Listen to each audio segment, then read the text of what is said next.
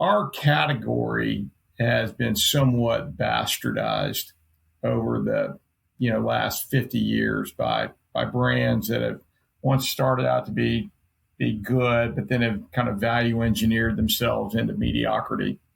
And as a result, there have been a lot of people that have exited, a lot of consumers that have exited even buying dinner sauces because of the just mediocrity of the experience.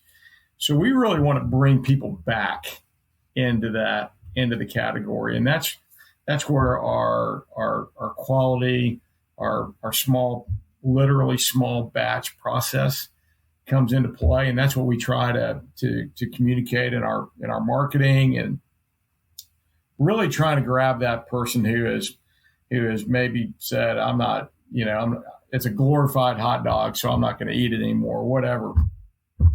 Trying to bring that person back in and create an authentic, show them what an authentic smoked sausage looks like, and then using that really to expand the category for the retailer. So it's a little bit of a flanking, I'd call it a flanking, maneuver, if you will, in the category, really to bring people back into the category and expand the category for the retailer. Welcome to Winning at Work, the podcast for foodies, founders, and food and beverage professionals. If you wanted to discover a new brand, a new food or beverage to try, there are literally thousands of companies out there. It is very difficult to do that. That's why we curate the different, the better, and the special brands here each and every week, so you don't have to do the heavy lifting. If you're a founder and you're looking to connect with other like-minded executives, we make that very easy. And if you just work in the food and beverage industry and you're looking for fresh inspiration, we have that here in spades. This episode is sponsored by Temple. Congratulations, you're selling in retail, but the competition is fierce and your brand is surrounded by similar products. How will consumers find you? Let Temple show you an innovative retail sales solution. Click on the Attract Consumers link below. Need to attract great employees? Click on the Hire Now below and we'll show you how to use your culture to help you stand out. Stay tuned for this week's episode. Welcome to Winning at Work, everybody. It's Tony. And this was probably a year ago. I had one of my favorite conversations where Michael KIolbassa had said to me, and this was a quote of a quote, that culture eats strategy for breakfast. And ever since I've had that conversation with him, I have used it in multiple podcasts. I've used it across so many of my social postings. I literally have people tagging me now on LinkedIn when they see any reference to culture eats strategy for breakfast. And I thought, as we've been discussing more about the role and the importance of culture, not just to retain workforce, but to attract new workforce, I thought it'd be great to have Michael back down. And we're also in the middle of a series where we're talking about the successful strategies that brands are using, not just in retail, but also in club, to drive consumer awareness, to get into trial and adoption and get that velocity going. And for that conversation today, we have MJ. MJ, it's a fantastic nickname. As I said, it's the nickname of greatness. No pressure, okay, of the same company. He's, and by the way, congrats on the new promotion, Chief Revenue and Marketing Officer. So now you've got double the pleasure, double the fun. Well, it's great to be here, Tony. Thank you. Well, it's great to have you guys. Yeah, thanks for having us. So this talk we had about culture, and I think about this, and I don't like to have these conversations often because they can be kind of soft and fuzzy and people don't know how to make them practical. But I think that's what was so amazing about that conversation with you, is that it was very practical. Your words were aligning with your actions, and internally that showed up. And I just wanted us to kind of continue our conversation a little bit on culture eats strategy for breakfast, and maybe how that translates to the greater marketplace when you're trying to attract people in. So it's a journey, right? It's not a one day fixes everything, I'm sure. I just got through telling my team that yesterday in my weekly message. It's a journey, not a destination. So when you're trying to communicate with the marketplace, what strategies or what has worked to help show that there is a different, better, or special culture, or what could other companies try to do, right, if they want to try to emphasize this aspect of their company to help attract people and help keep people? Well, let me back up just a second. And, you mentioned something that I think is really needs to be, culture is not soft, first of all. Culture is probably the hardest thing you can ever do as a leader is tackle culture. But the power behind having a strong culture is that it creates enormous clarity for everybody in the organization over what's important. And when you do that, you eliminate a lot of clutter. And to the extent that you can, that clarity is forced out through your products and through your actions and through the way you run your business. Word spreads very quickly about your culture. And it becomes a magnet for people to join your organization. We've been able to attract enormous talent because of our culture. And at the same time, that culture, when we exist to enrich lives. And so when you do that, and part of that is by creating memorable eating experiences.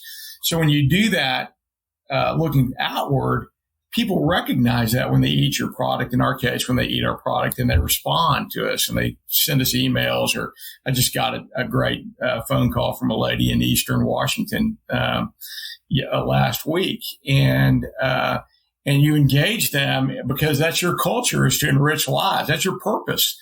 And so it just becomes part of who you are as an organization. It happens somewhat organically, I would say. You don't need to push your culture necessarily. You just need to let it happen organically. And in that way, it's so authentic. It's so authentic, Tony, and people are craving for authenticity, not just in brands, but in life. And that is huge. I think, Mike, what you mentioned is so important. And we're talking about hiring and retention. I'll tell you, our professional staff turnover is undesirable turnover is basically non-existent. And what we've seen is because of the culture that we brought on, it's uncommon to what's out there. And when people see this, they expect it. And it's hard to come by elsewhere.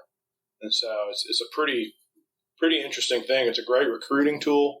It's a great retention tool, but I'll tell you, our culture is great if you fit into the zone, into the spectrum.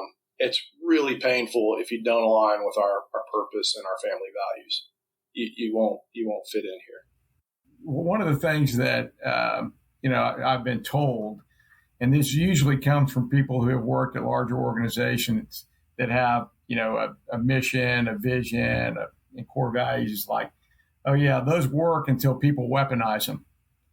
And I'm like, well, the only way you can weaponize your values is if you have a selfish motive.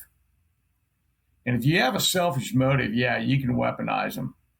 But in our culture, if you have a selfish motive, you're gonna stick out like a sore thumb, because I have no tolerance for egos or selfish motives. And so, to MJ's point, if you don't align with this, it's pretty painful. If you align with it, you'll never. You're like, wow, I wish I had discovered this 20 years ago. So it's powerful, but it's hard. It's very hard.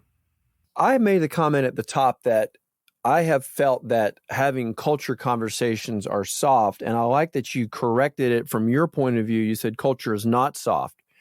And you said that you know, it reduces clutter. And I want to drill down on that for a minute. What do you mean that a clear culture gets rid of clutter? What kind of clutter? I mean, what kind of clutter are you talking about?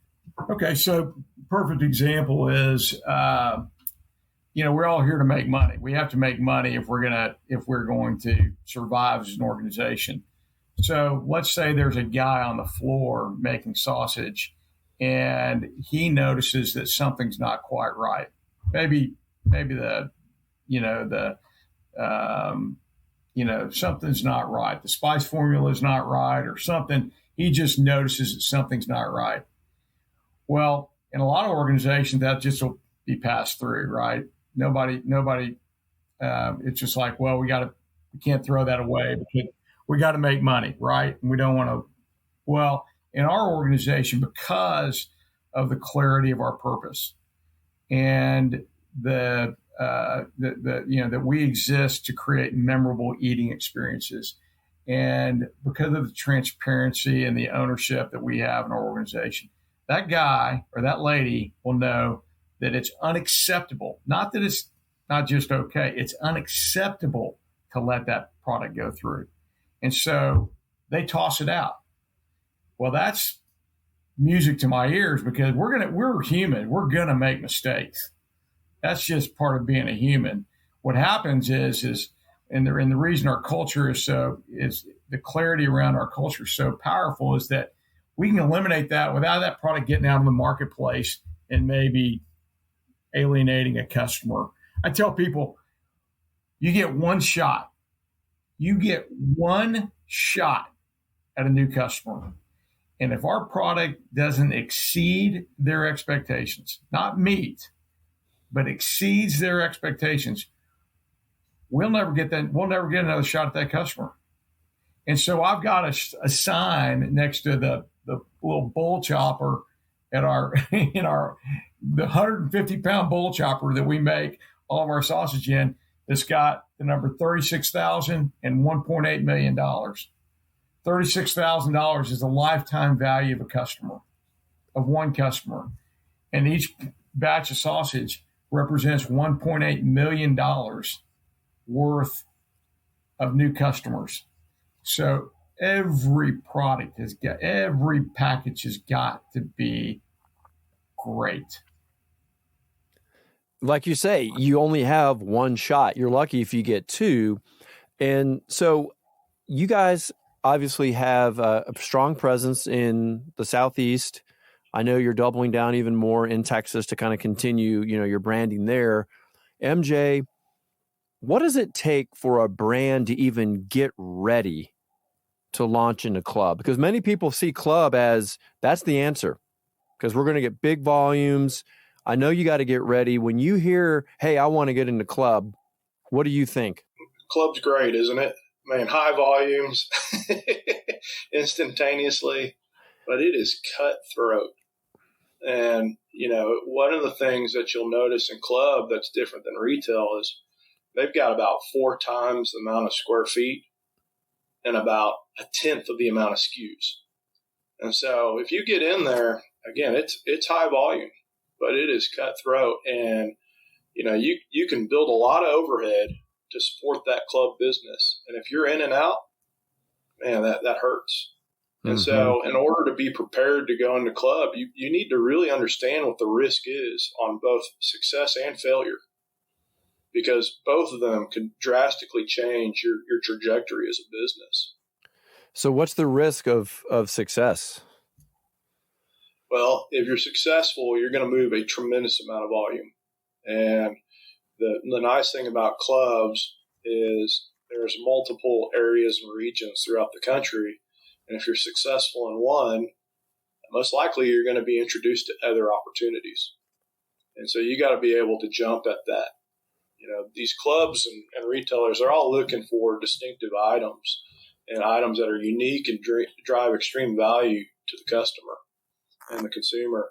And if you've got that, that's great. But, it's so competitive out there that if you can't fulfill that need, somebody else is going to. And the buyers are savvy. They're, with the amount of technology and data out there, they know what their club members are looking for. Right. And they're very smart individuals, and they're going to find a way to fulfill the need. And again, you got an opportunity to fill that need, and if you can't, somebody else is going to. The level of customer service, both from a supply chain and from a communication and logistics, it is a daunting task. And so you've got to make sure that your infrastructure, all the way from what I would call PO to AR, is strong. Because if you're not well positioned or have a good process in place, again, there's someone else that's going to go out there, do it better, do it cheaper. Michael, we talked about, consumers do like to know something about a company culture, the story behind the brand that's sitting on shelf. Do you find that's difficult, though, to convey that when it's sitting on the shelf?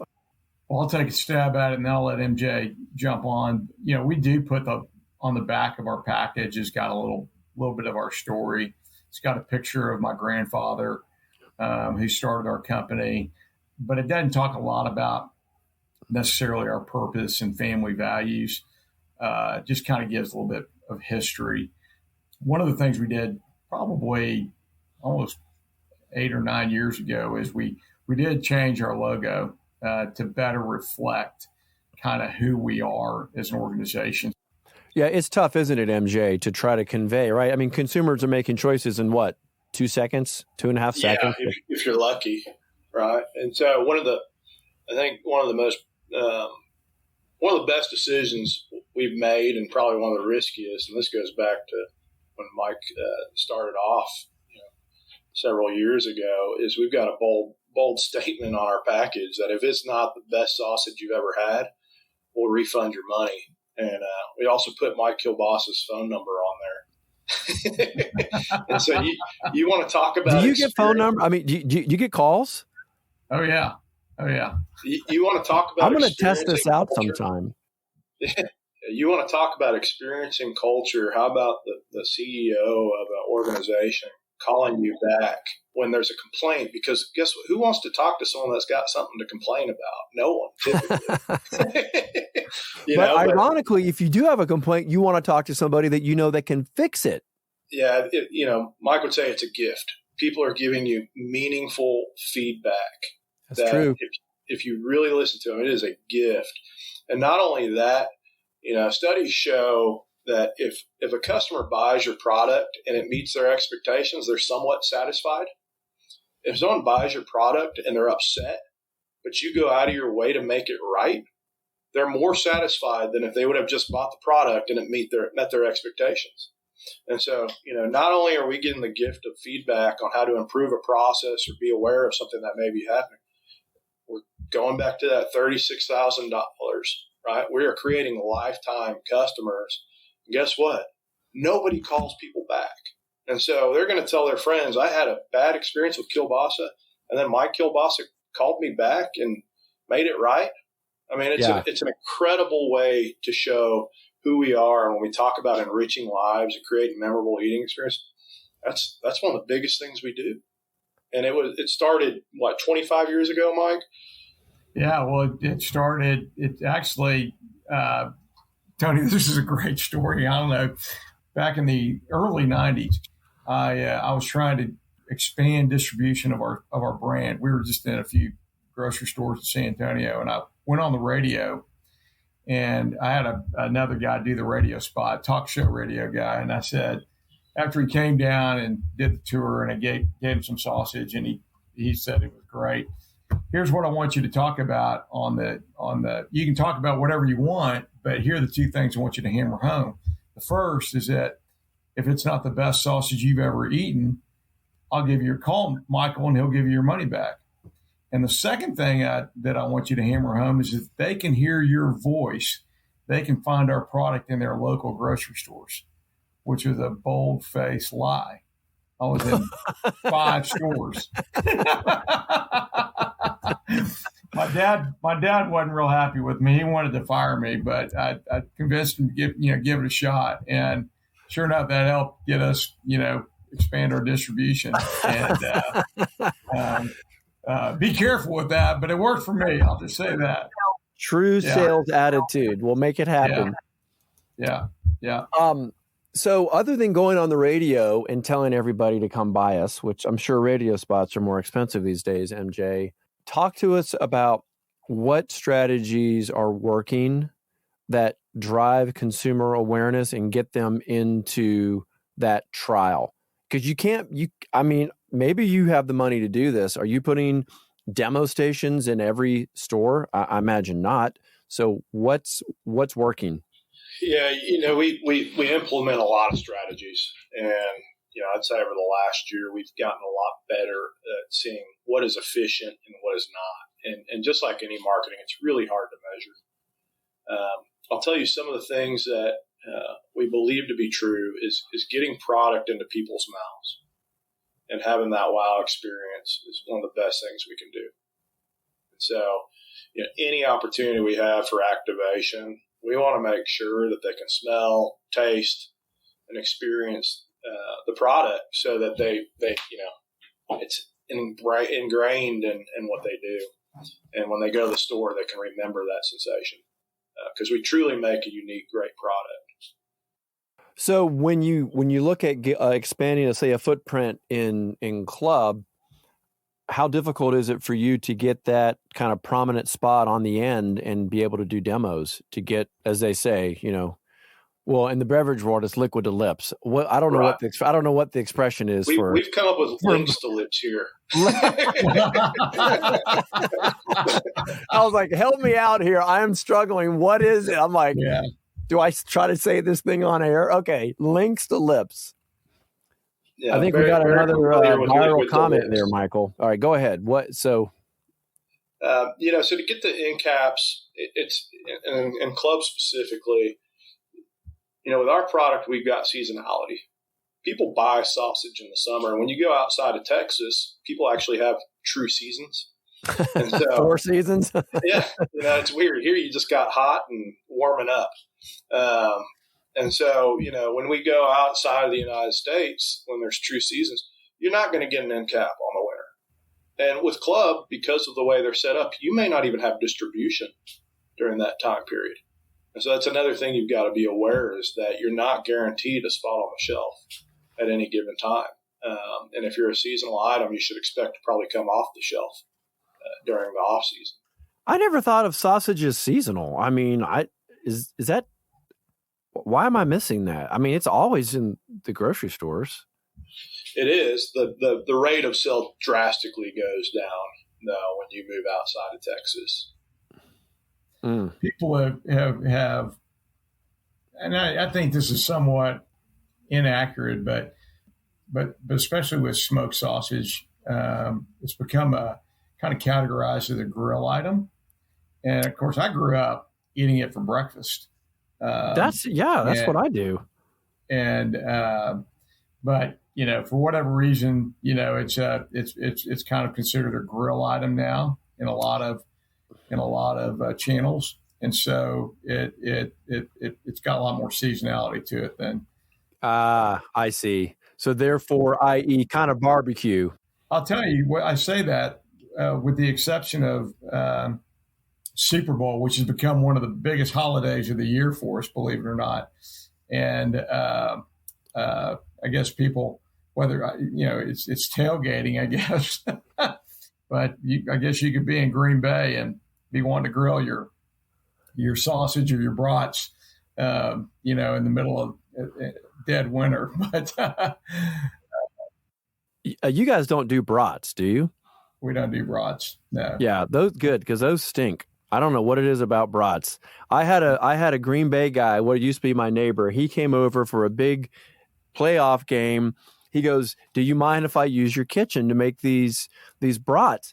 He brought all this special beer over. My wife was so mad at me for letting this guy in my house. It stunk to high heaven for like 3 days. So that's good. You're not associated with that. No, I wasn't getting that because I eat protein for breakfast. So I look for, eggs, sausage, links, bacon, things like that. So that's how I see it. And I've seen you in club, and I frankly, I buy and I rebuy, when I'm near a Costco, and I can find you guys. MJ, just what are the unique challenges though of selling into buyers at club? I know there's food and beverage brands that are trying to break in. What seems to be the big challenge? Do they want to see retail data? Do they want to see social media presence? What is it that they're really wanting to see? Or are they wanting to see a strong supply chain? You might have touched on this, but I really want to kind of drive that home. Yeah, I think Mike could really help on this conversation too, because he's got a lot of experience talking to the buyers. But again, I think they're looking for tremendous value for their club member first. I mean, they are there to make sure that they can get the most quality, most product at the cheapest price possible. And they're not going to sacrifice on quality typically. And so, again, you've got to have a distinctive item. You've got to have something that is different than what's out there. There's a treasure hunt mentality that's been created, I'd say maybe in the last 10 years, where people are going to experience new. And you've got to stay innovative. You've got to stay relevant. You can't just be the same mundane product. And if you are, then that's great, but you're probably not going to be successful at club. Didn't you guys just launch that new Cajun style andouille? Yeah. We did. I'm about to go check that out. I love that Cajun flavor, that Cajun style. Yeah, we've got a bacon cheddar breakfast link coming out here soon too, and so those are the items with limited time offers that are really resonating with club, where you can come in and create a unique seasonally correct flavor profile that gets the member excited. But you got to be consistent with it, because again, they want to create some excitement in club. They want a reason for customers to come back in and learn something or see something new and be a distinctive place to get those items. Do you want to talk about what it means to be a basket builder? Because I would see this product as such. I don't know exactly about being a basket builder. I can tell you that, really our strategy when we go talk to buyers is that our category has been somewhat bastardized over the last 50 years by brands that have once started out to be good, but then have kind of value engineered themselves into mediocrity. And as a result, there have been a lot of people that have exited, a lot of consumers that have exited even buying dinner sauces because of the just mediocrity of the experience. So we really want to bring people back into the category, and that's where our quality, our small, literally small batch process comes into play, and that's what we try to communicate in our marketing, and really trying to grab that person who has maybe said, I'm not, it's a glorified hot dog, so I'm not going to eat it anymore, whatever. Trying to bring that person back in and create an authentic, show them what really an authentic smoked sausage looks like, and then using that really to expand the category for the retailer. So it's a little bit of a flanking, I'd call it a flanking, maneuver, if you will, in the category, really to bring people back into the category and expand the category for the retailer. You want to bring people back in who might have left the category, but you need to be seasonally adjusted. You've got to have the right flavor profiles for what's happening. Would that not open itself up for some interesting collaborations, maybe with other companies and chefs to do things? Have you got what's happening in that arena? Because I would feel like that's another whole area that just. Yeah, it's absolutely spot on, Tony. A lot of times when we do demos, we'll bring in a sauerkraut or a mustard or some other condiment that complements our product and their product as well. And so it's really a team effort that really does kind of help build the basket, if you will, by doing these co-demos. But it's got to be it's got to be a good fit, and it's got to be a, high quality product, and we've got to complement each other to make it worthwhile. But it's a great way to do what you just said, build a basket, and also, reduce the cost because you're able to split the cost of the that's event. clever. Well, see, Yeah. you took it a step further. You were thinking even at the demo. I was just thinking, let's face it, sausage can be used in so many different concepts. I was even thinking, let's bake it into this dish or this, whatever. But to your point, going after that kind of higher end consumer that wants that great flavor, you just find those other brands that are complementary that are also in that same vein, and you would both want to be associated with one another. And years ago, we would do promotions with things like Kings for Charcoal and Weber and a lot. Just these great brands that we tire do a promotion with, and it would be great. Kind of a win-win, especially around a grill season, holiday, something like that. Well, and barbecue is huge all throughout the Southeast. So I'm imagining, MJ, you've got all kinds of opportunities that you have to kind of suss through to figure out what's going to work. And you said something at the top too. You said, marketing is sort of hard to quantify, and that's really why I wanted you here, because brands are always thinking, well, how do I budget? What should I be putting into marketing, or should I be putting more effort into sales? Should we just be working with distributors and buyers, and not fund as much on the marketing side? So any comments around kind of how you prioritize? And I'm sure it has something to do with brand maturity as well. Yeah, you bring up a really good point. And one of the ways we look at programs to increase sales is kind of twofold. We've got a trade promotion, trade accrual kind of bucket, and those are really driven for the immediate return, right? So trade promotion would be dollar off coupons, demos, buy one, get ones, stuff like that, that when you implement, you can see immediate lift in your sales. And then we've got marketing, which is more of a longer term, sustainable brand building expense. And those are the ones that are tough to measure. But we believe, and we've seen over the years as we've built this company, that they're extremely important. And creating lifelong customers, it's one for them to get the product and enjoy it. It's another when they feel personally connected with the product, when that brand represents their lifestyle, represents nostalgic opportunities. And that's the marketing side of it. And one of the things that we're really digging into and trying to better understand, and what we're seeing, to your guys' point earlier about growing up eating sausage on multiple occasions, well, millennials and zennials, they don't do that. In fact, a lot of them didn't grow up eating sausage. It's a different item for them, And so Mike's point is not reintroducing, it is completely introducing sausage to them. And so we're going to have a different strategy for that group than we are with boomers and Xers. Boomers and Xers, they're familiar with the product. And so the strategy, the communication is going to be completely different with them than it is going to be with the younger generation. And we've got to make sure that whatever we're communicating is authentic to who we are, because customers can't stand anything worse than unauthenticity. They smell the BS, don't they?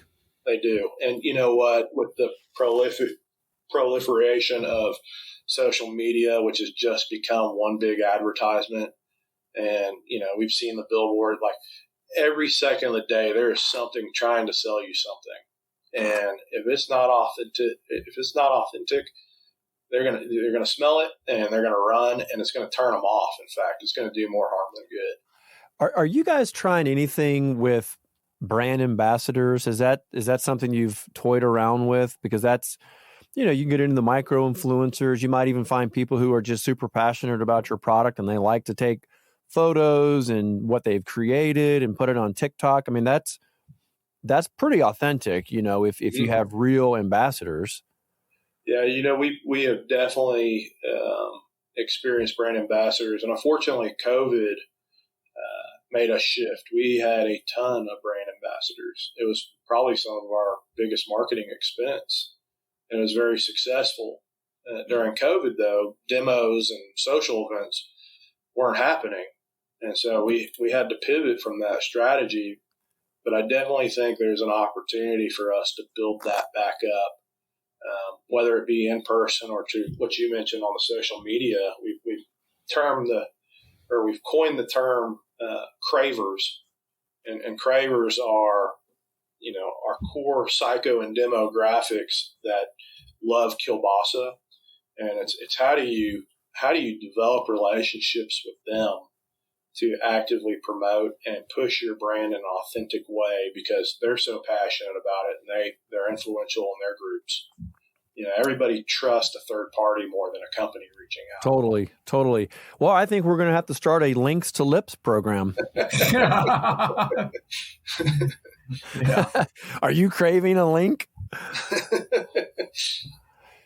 I mean, it's an onion, and there's so many different ways to peel it. And it's a conversation that I just want to hear how brands are going about it. I know there's not a silver bullet, but the more, ideas that are put out there, I feel like it kind of elevates and helps everyone think about how to go about doing it.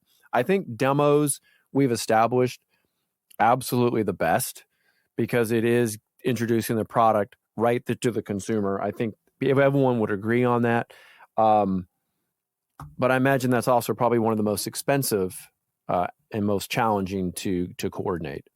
Tony, I'll tell you something crazy that we have been dabbling in, and it only seems crazy now. In about 2 years, it'll be the norm, is AI. And I don't All right, explain that. ChatGPT. Yep, everyone's got a ChatGPT account. We're all messing around with. Yeah. Well, people haven't unlocked the potential of that yet, and we've got some really young, talented team members on our marketing team that understand this technology better than I'll ever. And they'll go in and they say, I'm a Xennial who loves the outdoors and enjoys a sausage occasionally. What's a message that would work to influence me buying KIolbassa sausage? And the information that system can spit out is scary. It's crazy. It is scary. We've asked it. We're a generational company, 75 years old, who makes the best product. We stand behind it 100%. What are some TikTok ideas we should do that would resonate with the Xers? And it spits out ideas.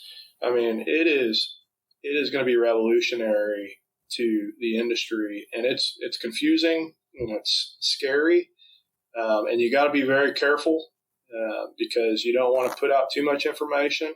Right. But it is a game changer for those that are able to lean into it and continue to be authentic and take what it's saying and massage it to represent who you are as a company and a brand. Yeah, I've seen some funny AI reproductions where it's not just the free account, but you actually are paying for the premium. You can ask it to put together video clips and things like that. They're pretty funny though, because it's not quite dialed in yet. So you can get a pretty good laugh. Yeah, 80%, 90%'s there. Yeah, but the 10 to 15% that's not there makes them quite funny. Well, I think we've covered a lot of ground, and I'm just glad to get back to the source. Get back to the source of Culture Eats strategy for breakfast. It's been long overdue. It's been over a year, Michael. Doesn't seem like it. I know. It just feels like you were just blowing my mind away just not long ago.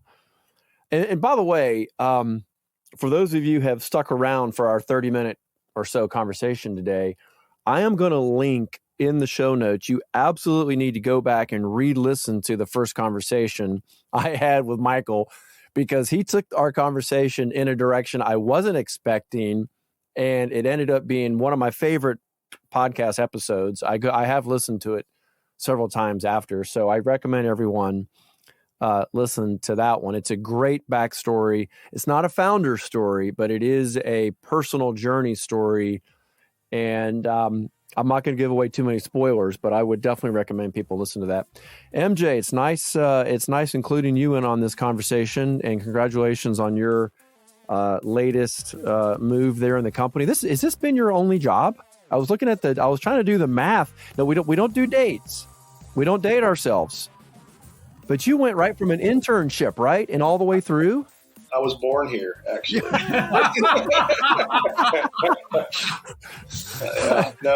He's your daddy boss.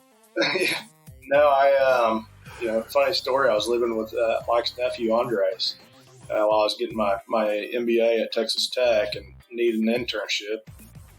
Called Mike up and asked if he was interested in, sponsoring an internship. And 6 months later, I think I was the first non-production hire at KIolbassa, and that was 2007. So it's been quite a journey. It's been incredible to have a front row seat, see all the changes, and to your point, the journey that we've been on, both personally and as a company. Right.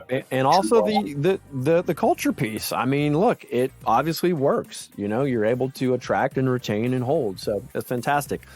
Gentlemen, great talking to you both here on Winning at Work. If people want to go out and sample or try, I can't imagine that they've not tried or heard of KIolbassa, but what's the best way for them to kind of interact with the brand online and try to figure out where to go find you guys? Yeah, our website, KIolbassa.com, will showcase pretty much everywhere we're located. Our social media is updated pretty regularly. We make sure we have prompt responses if anybody has any questions or wants to have a conversation. Those are usually the best methods to getting a hold of us. That's fantastic. Michael, great seeing you again. Thank you, Tony. Great seeing you too. MJ, we'll do it again, and go to club, go to retail, and check out some of that summer sausage. Yeah. Links to lips. Links to lips. Go put That's some the first links. time I've heard that, by the way. There you go. See, this is a groundbreaking podcast, Michael. It just the title episode just writes itself. Yeah. Links to lips. All right. Well, we'll follow up. We'll do a live stream again. We'll get into some more information here as we go. Great seeing you guys again today. Thank you, Tony. Thank you, Tony.